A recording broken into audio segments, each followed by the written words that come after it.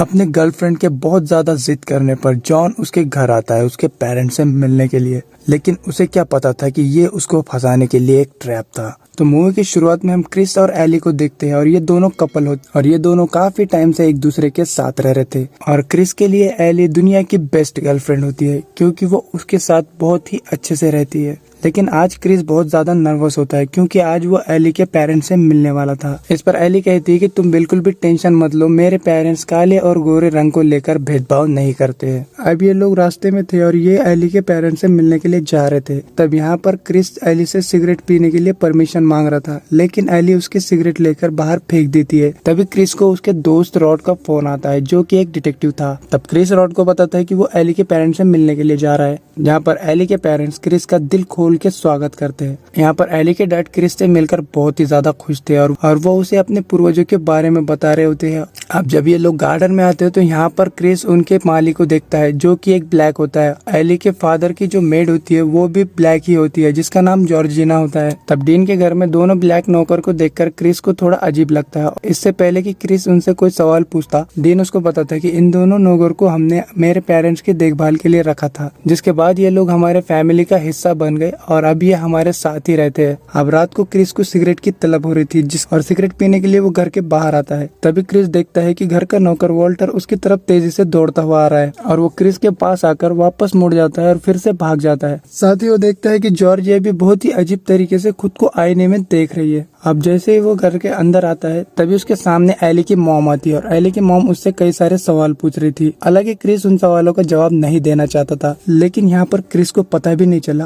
और चम्मच की मदद से एली की मॉम ने उसको हिप्नोटाइज कर लिया था और क्रिस ना चाहते हुए भी उसके सारे सवालों का जवाब देते जा रहा था। और वो आखिर में क्रिस को संकन प्लेस में भेज देती है, जहाँ पर क्रिस का अपने बॉडी पर जरा भी कंट्रोल नहीं होता और वो पूरी तरह पैरालाइज हो जाता है। अब अगली सुबह क्रिस अपने बेड पर जागता है और क्रिस को ये लगता है कि शायद ये उसका एक बुरा सपना था। अब क्रिस वॉल्टर को मिलने जाता है, जहाँ पर वॉल्टर उसके साथ वापस से अजीब सा बिहेव करता है। यहाँ पर वॉल्टर एक जवान होने के बावजूद भी एक बूढ़े की तरह बिहेव कर रहा था। साथ ही वो जॉर्जिना को देखता है जो अब भी आईने के अंदर निहार रही थी, जो कि काफी अजीब लग रहा था। शाम को यहाँ पर एक पार्टी रखी गई थी जिसमें कई सारे गोरे लोग आते हैं और ये सभी लोग घर के नौकर वॉल्टर के गले मिल रहे थे। यहाँ पर सारे गोरे लोगों में क्रिस बहुत ही ऑकवर्ड फील कर रहा था। तभी उसे वहाँ पर एक ब्लैक आदमी दिखता है जो कि जवान होने के बावजूद भी उसने एक बूढ़े की तरह कपड़े पहने हुए थे। साथ ही उसकी बीवी एक गोरी औरत थी और वो उससे 30 साल बड़ी थी। और जब क्रिस उस ब्लैक आदमी से बात करता है तो उसकी बातों से ऐसा बिल्कुल भी नहीं लग रहा था कि वो एक ब्लैक आदमी है। उसकी बातों से ऐसा लग रहा था जैसे एक काले आदमी के शरीर में गोरे की आत्मा हो। जिसके बाद क्रिस थोड़ा सुकून की सांस लेने के लिए अपने कमरे में आता है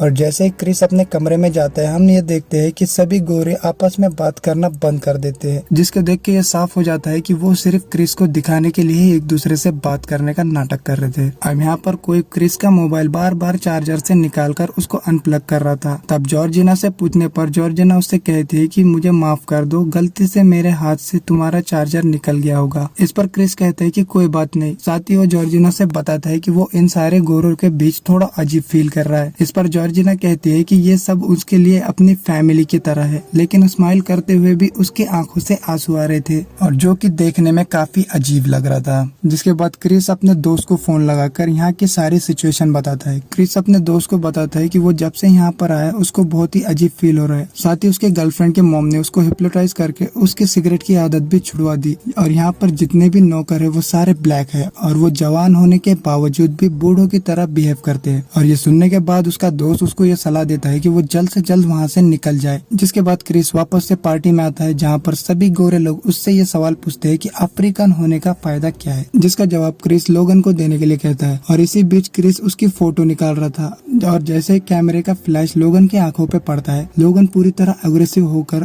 क्रिस के ऊपर अटैक कर देता है और वो बार बार क्रिस को यहाँ से जाने के लिए कह रहा था। ये देखकर क्रिस का शक और भी पक्का हो जाता है कि जरूर दाल में कुछ काला है। अब कुछ देर बाद लोगन की वाइफ सबको बताती है कि लोगन को बस एक दौरा पड़ा था और ऐसे दौरे उसे हमेशा आते रहते हैं और इसमें टेंशन लेने वाली कोई बात नहीं है। जिसके बाद लोगन सभी लोगों से माफी मांगकर वहाँ से चला जाता है। इसी बीच गोरे लोग एक साइलेंट ऑक्शन कर रहे होते हैं जिसमें किसी और को नहीं बल्कि क्रिस को बेचा जा रहा था और ये ऑक्शन जिम हैडसन जीत जाता है। अब शाम को क्रिस लोगन की फोटो अपने दोस्त रॉड को भेजता है, जिसके बाद रॉड उसको बताता है कि ये लोगन नहीं बल्कि आंद्रे है, जो कि 6 महीने पहले गायब हो गया था। जिसके बाद क्रिस यहाँ से तुरंत निकलने का फैसला कर लेता है और वो एली से कार की चाबी मांगता है। तब एली उससे कहती है कि चाबी उसके पास नहीं है और वो चाबी ढूंढने का नाटक करने लगती है। तभी क्रिस देखता है कि एली की अलमारी खुली है, जिसके अंदर कई सारी फोटोज थी और इन फोटो में एली के साथ कई सारे ब्लैक लड़के थे, जबकि एली ने क्रिस को बताया था कि वो उसका पहला ब्लैक बॉयफ्रेंड है। साथ ही इन फोटो में इनका नौकर वॉल्टर और जॉर्जिना भी थे,